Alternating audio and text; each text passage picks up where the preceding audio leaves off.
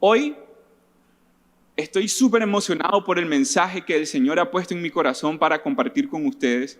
Y es que nosotros estamos llamados a ser personas que reflejen a Jesús en todas las áreas de nuestra vida.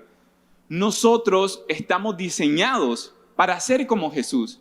Si nos autodenominamos cristianos, es porque representamos a Jesús en todos lados. La palabra cristiano significa Cristo en pequeño, un pequeño Cristo.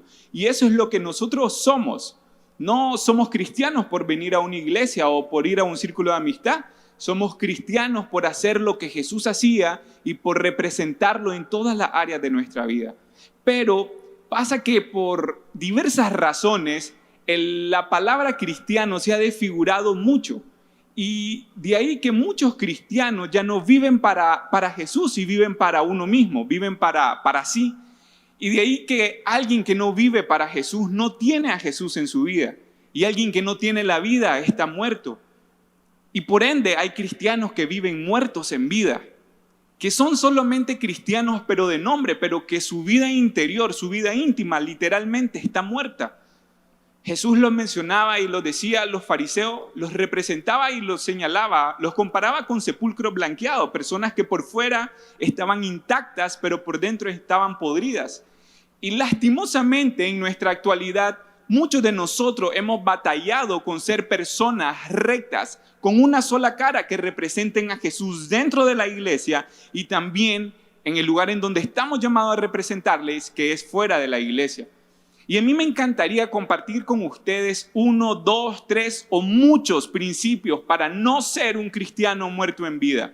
Pero hoy quiero hablarles acerca de 3 principios.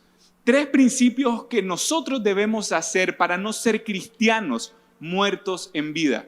Ahora, hay muchas formas de catalogar a un cristiano como alguien muerto en vida. Cuando usted mira a alguien moribundo en las calles, cuando usted mira a alguien moribundo en un parque, a usted le da lástima, porque es la vida que esa persona representa. Generalmente uno no dice, esta persona está a punto de morir cuando mira a alguien totalmente bien. No, uno dice, esta persona está a punto de morir cuando la mira más muerta que viva. Pero muchos de nosotros no nos catalogamos tanto por nuestra vida exterior, sino por nuestra vida interior. Y es ahí donde yo quiero hablarle esta noche. No a cómo se visten, no a cómo aparentan ser ustedes, sino a cómo están teniendo su vida íntima. ¿Estamos siendo cristianos vivos por dentro o estamos muertos por dentro y aparentamos tener vida por fuera? Es la pregunta que hoy debemos hacernos. Y el primer principio para no ser un cristiano muerto en vida es evitar las malas compañías. Las malas compañías, hay tantos proverbios que vienen y refuerzan este primer principio y nos pueden decir que incluso hasta refranes hay en nuestra sociedad, dice que el que con lobos anda, ¿qué dice? Aullar aprende y un montón de cosas más, pero hoy no les quiero hablar acerca de ningún refrán ni de ningún proverbio, y les quiero hablar acerca de la vida de un discípulo de Jesús. Acá los cristianos estamos diseñados no para ser personas que reciben nada más, sino ser personas que reproducen el reino de Dios y que ensanchan el reino de Dios. O sea, nosotros, ustedes y yo, estamos llamados a ser discípulos de Cristo. Un discípulo es alguien que sigue las pisadas de su maestro. Amén. Un discípulo es alguien que viene haciendo lo que su maestro hace. Eso es lo que somos nosotros, es lo que representamos, es lo que deberíamos de hacer. Y hoy quiero hablarles acerca de una de las personas que fue discípulo de Jesús, que por estar con malas personas a su alrededor, llegó a tal punto de venderlo, de negarlo, perdón. Lo llegó y estando en medio de personas, llegó a tal punto que se sintió tan presionado que dijo que no sabía quién era Jesús. Negó a Jesús, a la persona con la que había pasado y visto muchos milagros. Él dijo no haberla conocido. ¿Por qué? Por las personas con las que estaba rodeado. Y me estoy refiriendo a Pedro. Cuando Jesús fue llevado ante el concilio, dice la Biblia que sus discípulos huyeron, exceptuando 2, Pedro y Juan. Juan era quien llevó a Pedro hasta el patio en donde estaba Jesús, delante del sumo sacerdote, Anás. Y dicen que estaba ahí y en el versículo, en Mateo 26, capítulo 26, versículo del 69 al 74, nos narra un poco de que él, Pedro, estaba rodeado de personas que odiaban a Jesús, que no tenían sus mismas creencias y eran mayoría. Pedro se sintió presionado a negar a Jesús y lo hizo no una vez, sino 3 veces. Pedro estaba ahí, la Biblia lo narra, yo me trato de imaginar esta parte cuando Pedro se mezcla con los alguaciles, que eran los policías, ¿verdad? Pedro se mezcla con los alguaciles, empieza a juntarse con personas que no creían que Jesús era el Hijo de Dios. Pedro empieza a juntarse con personas que odiaban a Jesús, que anteriormente habían dicho, crucifícalo. Pedro estaba ahí, un discípulo de Jesús, rodeado de personas que odiaban a alguien que él amaba. Al estar rodeado de personas que no tienen nuestras mismas creencias, al estar nosotros rodeados de personas que no comparten lo que nosotros creemos, llega un punto en donde ellos son mayoría y nosotros minoría. Y disfrazamos eso, no, pero es que yo soy luz y tengo que estar donde ellos están para cambiarlos. No, es cierto que estamos llamados a ir a esos, a ir afuera, a mezclarnos con ellos, a ser ovejas en medio de lobos. De hecho, ese es el llamado que tenemos. Pero ¿hasta qué punto podemos nosotros tener tanta amistad con estas personas? ¿Hasta qué punto nosotros tenemos que preferir las personas no cristianas que las cristianas? Y esto era lo que llevó a Pedro a negar a Jesús. Dice que cuando él estaba ahí y Jesús estaba delante del sumo sacerdote, vienen y una de las personas le dijo a Pedro, tú eres uno de ellos. Y Pedro dijo, no, yo no sé quién es él. Pero imagínense a Pedro, tal vez me ponen la imagen, imagínense a Pedro rodeado de todas esas personas cuando le dicen, tú eres uno de ellos.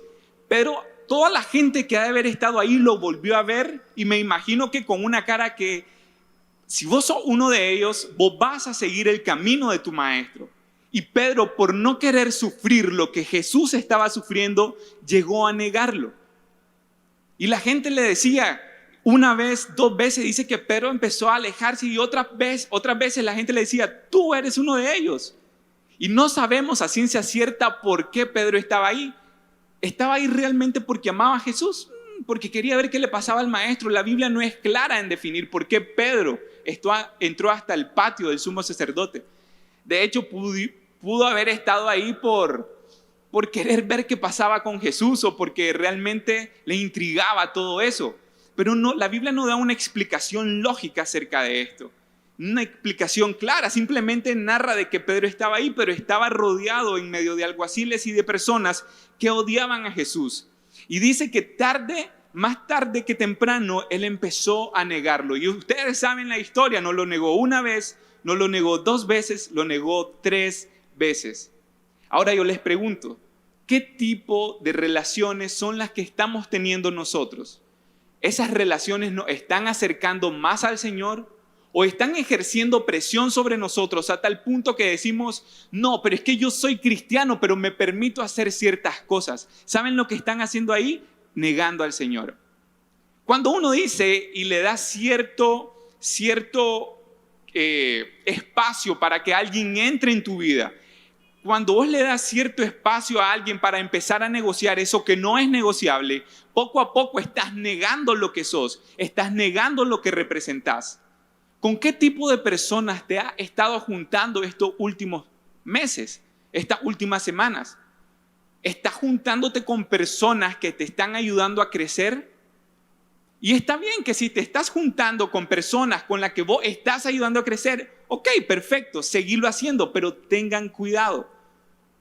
Y cuando me refiero con qué tipo de personas, muchas veces nosotros disfrazamos, es que es mi amigo, es mi amiga, y yo necesito estar con él. Y estamos ahí independientemente mi amigo o mi amiga tenga otras creencias. Yo, por ejemplo, en la universidad tenía compañeros que no creían en Dios y nos tocaba trabajar juntos toda la noche.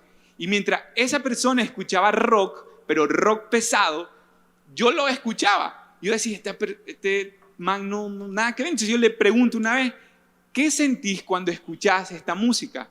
¿Te sentís en un ambiente claro o te sentís en un ambiente oscuro? Sin mencionar nada de Jesús. Él me dice, pues obviamente, Marín, yo me siento en un lugar, no sé, bien dark. Y me cuadra. Está bien, pues yo respeto. Pero ¿qué tanto nosotros nos estamos contaminando de las otras personas? Recuerden que nosotros estamos llamados a ser como Jesús y no a que las otras personas, no a ser como las otras personas.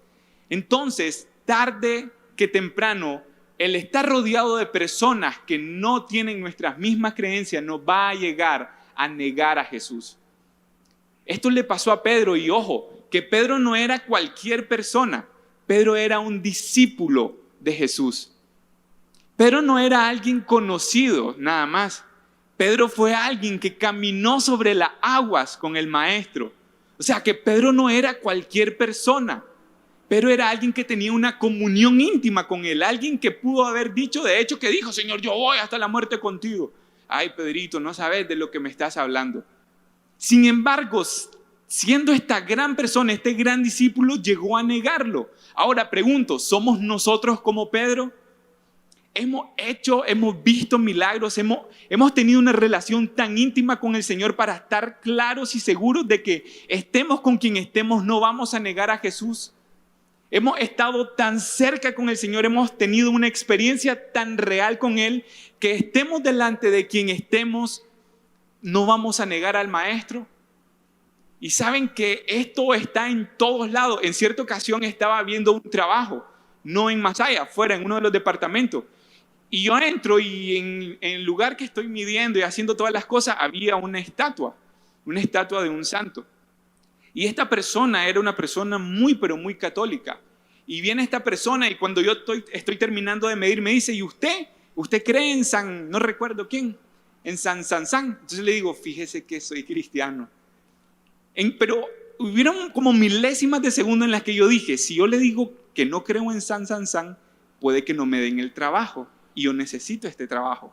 Pero está entre negar lo que soy y aceptar lo que ella es por el trabajo. Entonces empecé yo, pero fueron milésimas de segundos. Entonces le digo, aunque dije no me lo den, pero no me lo van a dar, no importa, Dios va a proveer por otro lado. Entonces le dije, fíjese que no, yo soy cristiano.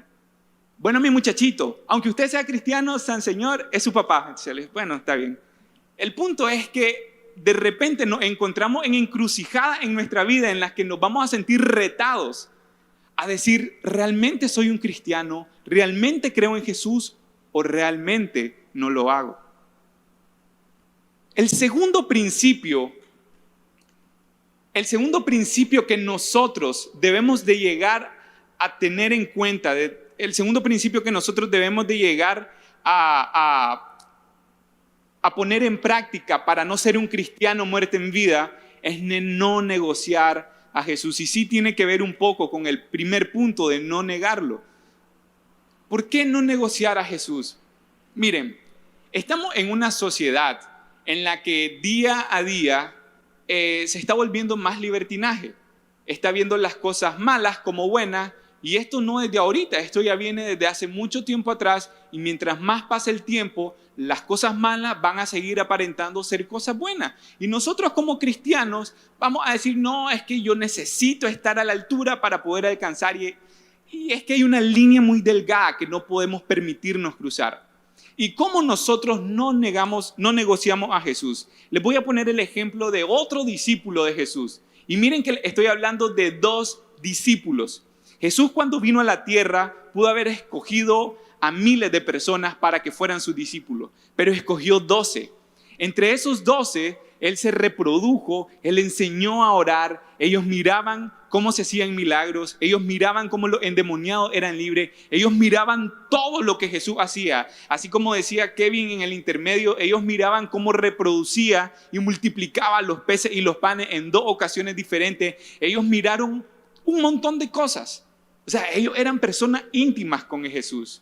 Sin embargo, cuando uno de ellos, la Biblia narra de que Judas era una de las personas que se encargaba de tener el dinero de los discípulos. Era como el tesorero de los 12. No sé si lo sabían, pero en cierta ocasión, en el libro de Juan, capítulo 12, versículo 6, dice de que cuando se reconoce realmente quién era Judas y cuál es su debilidad cuando en un episodio, cuando están en Betania, se empiezan a derramar un perfume carísimo ante los pies del Señor. Y Judas mira que el perfume que se está derramando pudo haber sido vendido y haber dado ese dinero a los pobres. Pero la Biblia específica dice, y dijo Judas esto no porque él sintiera algo por los pobres, sino porque él se ocupaba del dinero, a él le gustaba el dinero y se aprovechaba del dinero de los discípulos. O sea, que en una recolacha de los 12 discípulos dice, vamos a poner para la pizza. Entonces Judas decía, ok, vale 400, y como está el libro César ahora acá, vale 200, supónganse. Entonces Judas decía, vale 400, y él se aprovechaba de la bolsa, entonces a él le gustaba el dinero. La Biblia está ahí, está bien explícito cuando lo dice. Entonces Judas claramente se mira de que su prioridad no era el Señor. La prioridad de Judas era el dinero, aunque estaba con el Señor. ¿Cuáles son nuestras prioridades hoy? ¿Está siendo el Señor Jesús nuestra prioridad o no? ¿Y sabe qué? El diablo, el enemigo, sabe cuáles son nuestras prioridades. Si nuestra prioridad no es el Señor, el enemigo sabe cuál es nuestra prioridad. Y generalmente nuestra prioridad es nuestra debilidad. La prioridad de Judas era el dinero, su debilidad era el dinero, el diablo lo atacó por ahí. Dice que las personas decidieron buscar a Jesús para arrestarlo y él se ofreció. Entonces él les preguntó, ¿qué me van a dar a cambio? Entonces le dijeron, te vamos a dar 30 piezas de plata. A Judas le pareció esto tan interesante que desde ahí empezó a buscar cómo entregarlo. Y esto está en el libro de Mateo capítulo 26 del 14 al 16, cuando dice que el tener otras prioridades nos hace vender a Jesús. Dice, entonces Judas Iscariote, uno de los 12 discípulos, fue a ver a los principales sacerdotes y preguntó, ¿cuánto me pagarán por traicionar a Jesús? Si algún rico viniera acá y supiera cuál es su mayor necesidad, ¿ustedes estarían dispuestos a negociar a Jesús? No estamos hablando de cualquier cosa, su mayor necesidad. ¿Qué es lo que ustedes más anhelan? ¿Qué es lo que ustedes luchan por tener? Eso generalmente la vida, el enemigo trata de ponértelo en medio del Señor para que tu prioridad cambie. Entonces, en el transcurso de la vida vos decís, yo necesito ser tal cosa, yo necesito conseguir esto y no me importa conseguirlo si no voy a ir a la iglesia, si me voy a perder de ser líder, si me voy a perder de hacer esto, yo necesito alcanzarlo y no me importa el resto. Muchas veces estamos negociando al Señor como Judas y tarde que temprano esto nos va a llevar a arrepentirnos. Pedro se arrepintió de haberlo negado. Escuchó el gallo cantar a la tercera vez y lloró amargamente. Jesús lo volvió a buscar después que resucitó. Judas lo vendió. Por Judas, Jesús fue crucificado. Si lo queremos ver desde ese punto, obviamente todo estaba dentro de un plan divino. Pero Judas lo vendió por 30 piezas de plata. Y más adelante, en el Mateo capítulo 27, versículo del 3 al 5, dice que entonces Judas, el que había entregado a Jesús, viendo que era condenado, cuando Judas se dio cuenta de lo que había hecho con Jesús, devolvió arrepentido las 30 piezas de plata a los principales sacerdotes y a los ancianos, diciendo, yo he pecado entregando sangre inocente. Mas ellos dijeron, ¿qué nos importa a nosotros? Allá tú. Y arrojando las piezas de plata en el templo, salió y fue y se ahorcó. Y ¿saben qué me lleva a pensar esto, muchachos? Que muchas veces hemos preferido más otras cosas que estar con el Señor. Y pasa el tiempo y cuando el tiempo pasó nos arrepentimos y vimos que fue tiempo perdido el que pasamos sin Jesús. Es que ¿saben qué? Cuando ponemos a Jesús en la balanza, estamos poniendo nuestra propia vida en la balanza. Pensamos que el poner a Jesús en la balanza nos va a traer más libertades a nosotros. Pensamos que el poner la iglesia y nuestro servicio en la balanza va a traer más libertades a nosotros para poder lograr los sueños que siempre he querido. Es que yo necesito trabajar y luchar por lo que tanto he anhelado y no me importa dejar al Señor atrás. Yo quiero llegar a vencer. No, tu victoria está en Jesús, no en el tiempo libre que tengas. Tu victoria está en Jesús, en nadie más. No podemos darnos el lujo de negociar aquello que nos hace libre. No podemos darnos el lujo de negociar aquello que nos da la victoria.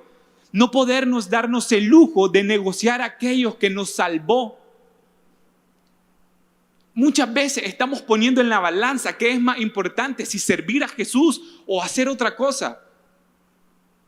El enemigo conoce nuestras debilidades. El enemigo sabe lo que nosotros estamos necesitando. Y muchas veces va a poner piedras en el camino que aparentan ser grandes bocados de comida para que nosotros retrocedamos, para que nosotros nos desviemos del camino y no lleguemos a alcanzar la meta. Va a poner piedra en el camino para que nosotros neguemos al Señor y para que nosotros le vendamos. ¿Qué tanto estamos nosotros vendiendo y negando al Señor?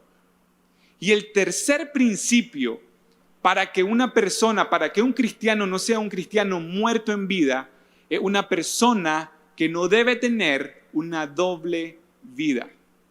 Y este es el punto principal del mensaje. Sí es importante saber con quiénes nos estamos rodeando, porque de eso va a depender que nuestra fe sea reforzada o debilitada.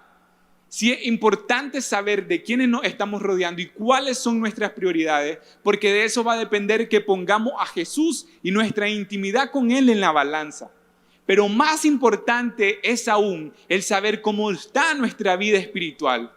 Más importante es aún el saber cómo estamos nosotros con el Señor íntimamente, porque de este punto se reflejan los otros dos, dependiendo de cómo esté nuestra santidad. Dependiendo de cómo esté nuestra intimidad, vamos a poder saber elegir nuestras amistades y vamos a poder saber elegir nuestras prioridades. Y les quiero hablar del hombre conforme al corazón de Dios, el rey David. La Biblia en 1 Samuel ya lo había dicho. El rey David era considerado el hombre conforme al corazón de Dios. ¿Cuánto a mí me encantaría que dijeran, Fernando es un hombre conforme al corazón de Dios? Yo estaría tan halagado que viviría mi vida lo más preciado posible. David ya era el hombre, ya era conocido como el hombre conforme al corazón de Dios. Sin embargo, pecó e hizo cosas desastrosas por tener una doble vida. Y todo empezó por una mirada. En 2 Samuel capítulo 11, versículo 2, dice la Biblia que una tarde se levantó David mientras el pueblo de Israel estaba en guerra. Y paseándose por el terrado de su casa, del palacio, vio a una mujer que se estaba bañando. Vio a una mujer que se estaba bañando. Él vio.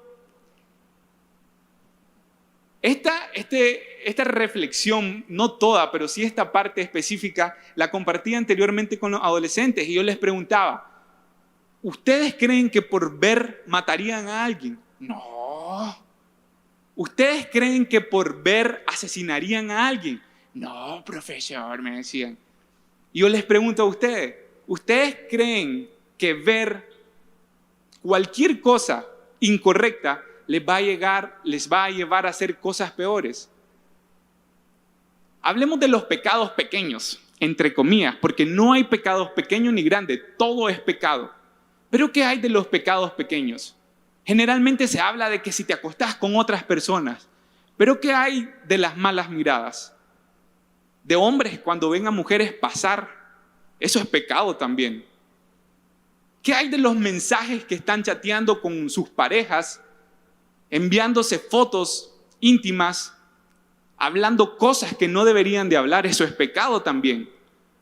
Pecado no es solamente dormir con alguien. Pecado es pensar que estás teniendo relaciones con alguien. ¿Qué hay de eso? ¿Cómo estamos con eso? ¿Qué hay de las cosas que no pagamos? ¿Qué hay de las cosas que decidimos abandonar cuando realmente son algo necesario en nuestra vida? ¿Qué hay, por ejemplo, de las series de Netflix que estamos viendo? Que de repente sale una pareja de homosexuales besándose, una pareja de lesbiana teniendo relaciones, o una pareja, un hombre y una mujer teniendo relaciones. Eso es pecado, estamos viendo pornografía. ¿Qué pasa con eso? ¿Qué pasa con esas cosas que estamos haciendo de menos? Eso que ya estamos viendo normal, porque sale en la serie y lo tengo que ver, si no me pierdo los detalles. ¿Qué pasa cuando estamos yendo al gimnasio y vemos cosas que no debemos de ver? ¿Qué pasa cuando pensamos en hacer cosas que quizás no llevamos a feliz término, pero las pensamos? Estamos pecando. Bueno, esos pecados pequeños, aclaro, no hay pecado pequeño, pero quizás nosotros lo hemos adoptado como tal, cosas indefensas que no nos hacen daño. Bueno, esas cosas pequeñas nos llevan a hacer cosas mayores. Y miren lo que el ver hizo hacer al rey David. En 2 de Samuel, capítulo 11, versículo 15, dice que la carta decía, él escribió una carta para todo el ejército, para el principal que estaba allá, y decía, pongan a Urías al frente de la batalla. Urías era el esposo de la mujer que él vio. ¿Y saben por qué él dijo que lo pusieran al frente de la batalla? Para que muriera. ¿Saben por qué? Porque cuando él vio a la mujer, le gustó, la mandó a traer, se acostó con ella y esa mujer quedó embarazada.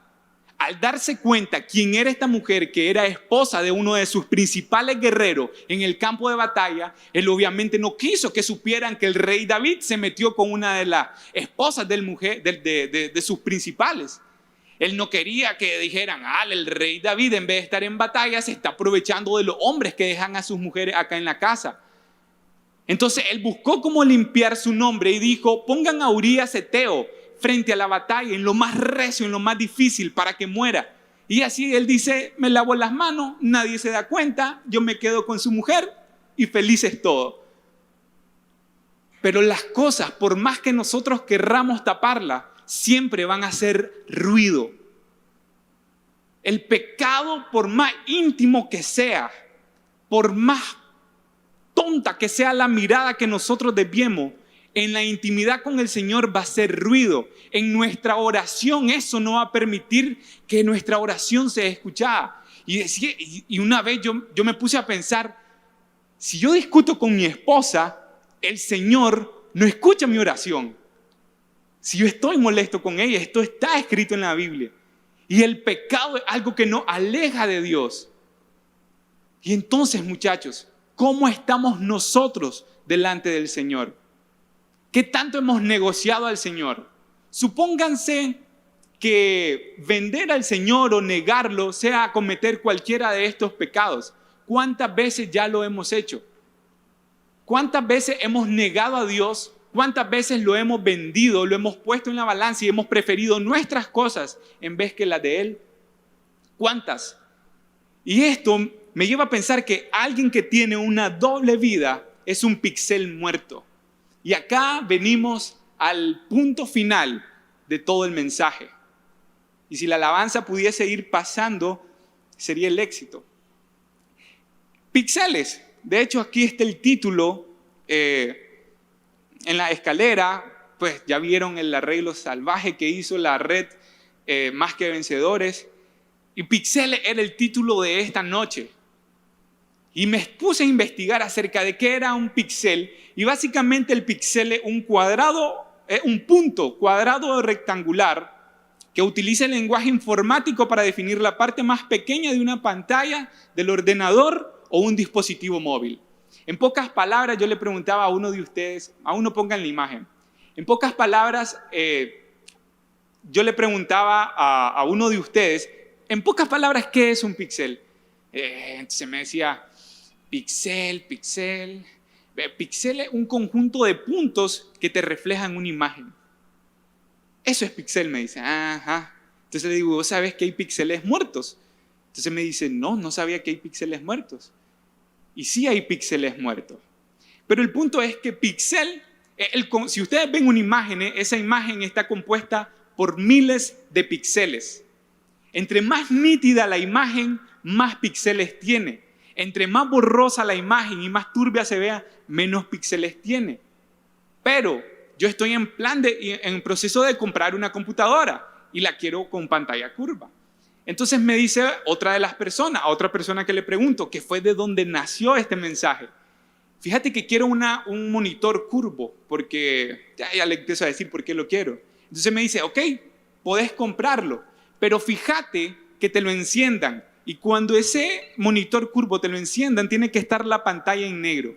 Fíjate que no tenga ningún punto blanco, porque entonces quiere decir que tiene píxeles muertos. Le digo, ¿cómo píxeles muertos? Sí, me dice, generalmente el píxel muerto es el que te distorsiona la imagen. Y para mí fue como, ¡qué salvaje!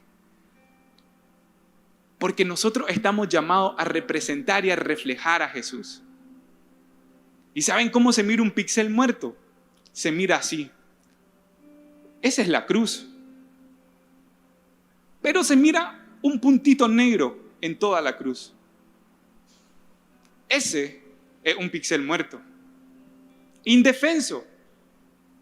Que no, o sea, nosotros entendemos que es una cruz que tiene un defecto ahí.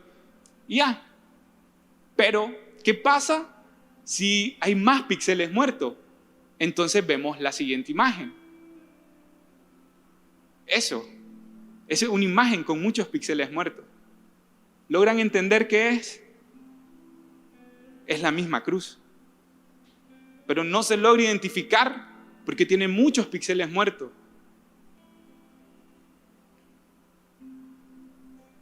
¿Qué tipo de píxel estamos siendo nosotros?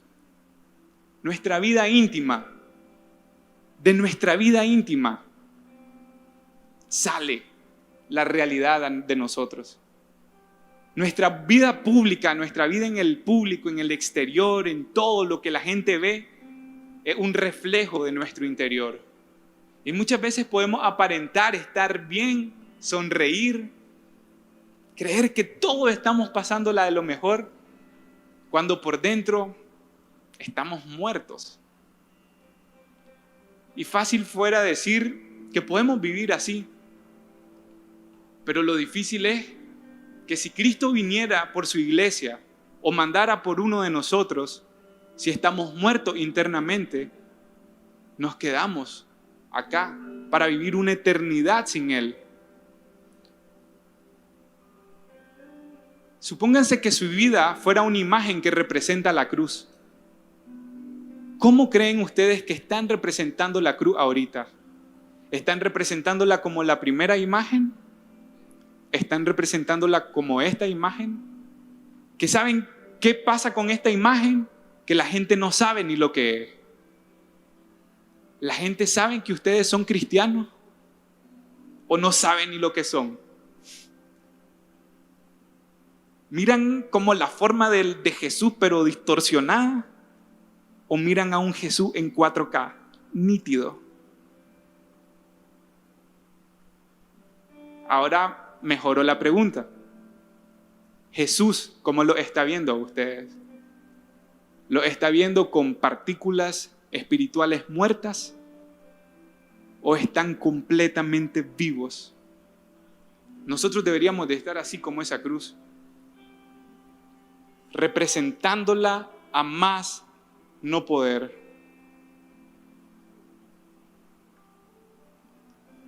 Y ese es el mensaje, muchachos. ¿Cómo está nuestra vida interior? Yo pudiera verlo a todo acá y decir, están bien. Una que otra mirada está triste, una que otra mirada está cansada, una que otra mirada está sonriente. Puede que estar pensando en qué va a hacer después del mensaje. Una que otra mirada está quizás con los ojos llorosos. Una que otra mirada está agachada para el piso. Yo pudiera decir todo, yo los miro bien. Es que no miro defecto alguno en ellos. Pero yo no miro lo que Jesús mira, y Jesús mira el corazón. Jesús mira lo íntimo ahí. Jesús mira su hombre interior, su mujer interior. Y hoy el llamado es, muchachos, a saber juntarnos con personas que nos ayuden a fortalecer nuestra fe. Y que cuando nos juntemos con personas que no tengan nada que ver con Cristo, podamos ayudarlas.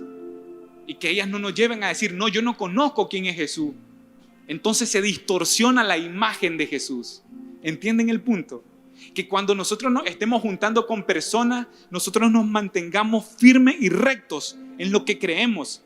Y no empecemos a negociar, no, es que tatuarse es bueno, que tatuarse es malo, que salir es bueno, que salir es malo. No podemos darnos el lujo de negociar lo que para nosotros no es negociable. Así de sencillo. No podemos jugar con el pecado. Porque tarde o temprano vamos a terminar arrepentidos como Pedro o muertos como Judas. Y no es que quizás nos vamos a ir a ahorcar. Recuerden que cuando le hablo de muerte espiritual. ¿Y por qué no también pensar de una muerte física sin el Señor?